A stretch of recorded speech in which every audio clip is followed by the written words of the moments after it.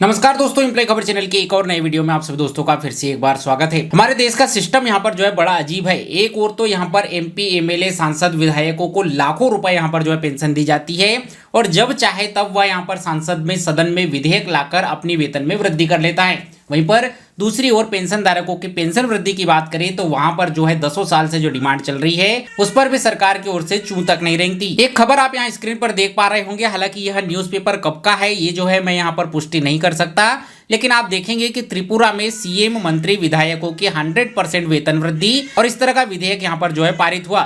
त्रिपुरा विधानसभा में बुधवार को सर्वसम्मति से मुख्यमंत्री, मंत्रियों, स्पीकर और विधायकों की वेतन और अन्य लाभों में लगभग 100% की बढ़ोतरी वाले विधेयक को पारित कर दिया गया। विधेयक के अनुसार मुख्यमंत्री को अब यहाँ पर जो है 97,000 रुपए मासिक वेतन मिलेगी और 13,000 रुपए का अतिरिक्त भत्ता मिलेगा। वहीं पर मंत्रियों को और विपक्ष के नेताओं को 95,000 रुपए वेतन और 12,000 रुपए अतिरिक्त भत्ता मिलेगा। विधायकों को 93,000 वेतन और 12,000 रुपए का भत्ता मिलेगा। इससे पहले की बात करें तो मुख्यमंत्री और मंत्रियों को, विधायकों को यहाँ पर जो है 50,000 रुपए से 48,000 रुपए तक का यहाँ पर वेतन मिलता था। तो ये कहानी केवल त्रिपुरा की यहाँ पर नहीं है, सभी राज्यों में यहाँ पर जो है ऐसा ही होता है। राज्यों का बजट चाहे यहाँ पर नुकसान में हो, फायदे में हो, जब यहाँ पर जो है सांसदों और विधायकों की वेतन बढ़ानी होती है तब वह नेता विपक्ष का हो या पक्ष को हो, यहाँ पर जो है मतदान भी 100% होता है और जब वेतन बढ़ानी रहती है रातों रात विधेयक आके यहाँ पर जो है पास भी हो जाता है सर्वसम्मति से और यहाँ पर जो है इनकी पेंशन और वेतन वगैरह सारी यहाँ पर जो है बढ़ जाती है। लेकिन यही बात जब यहाँ पर पेंशन धारकों की, आम नागरिकों की किसी सुविधा को लेकर आती है तो यहाँ पर आप देख ही रहे होंगे कि ईपीएस 95 पेंशन धारक जो कि 10 सालों से ईपीएस 95 पेंशन में वृद्धि की मांग कर रहे हैं,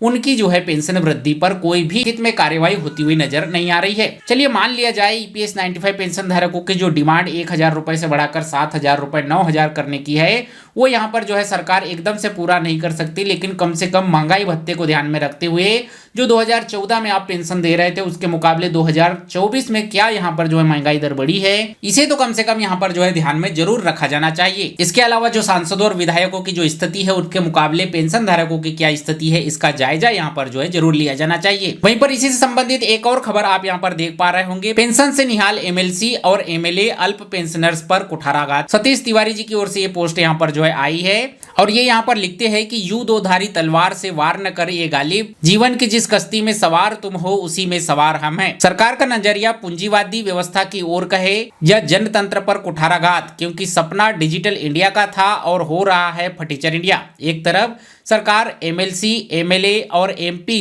को उनके कार्यकाल पूरा होने या न होने पर भी भारी वेतन, पेंशन, आजीवन दिया जाता है, वहीं दूसरी तरफ ईपीएस 95 के वृद्ध पेंशनधारकों को मात्र 1,000 रुपए न्यूनतम पेंशन देकर सरकार ने अपने कर्तव्य को इतिश्री समझ लिया है। हालात तो यहाँ तक है कि देश में एमएलसी, एमएलए और एमपी के परिवार वालों को भी इन नेताओं के स्वर्गवास होने के बाद भी पेंशन और अन्य सुविधाएं दी जाती है। इस घोर विसंगति के जिम्मेदार और संबंध मंत्रालय के अधिकारियों को भी भरपूर पेंशन मिल रही है। एनईसी के कमांडर अशोक रावत के कुशल नेतृत्व में राष्ट्रीय संघर्ष समिति के आंदोलन को सतत जारी रखा है। प्रधानमंत्री महोदय से भी 2 बार मिलकर व्यक्तिगत अनुरोध कर चुके हैं, मगर नतीजा फिर भी बहरहाल लड़ाई जारी है।